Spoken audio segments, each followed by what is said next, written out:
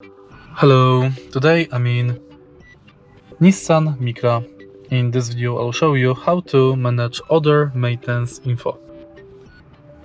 Under other sentence lays everything you want to replace in some time. For example, it can be brakes, it can be oil, it can be AC or something like this. You can set your own mileage for the other service and control it, then reset it from the instrument cluster menu. So let's start with going to settings on instrument cluster. Navigate through instrument cluster menu by pressing buttons on this panel on steering wheel. Firstly enter settings and now go to maintenance.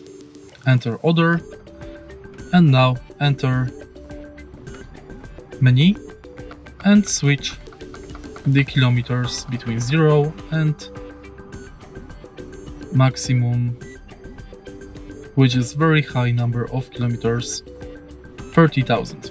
For example, you can select 30,000 and after 30,000 kilometers you will have to replace your brakes. Then you can reset it. And that's basically it. If you find this video helpful, please leave a like, comment and subscribe.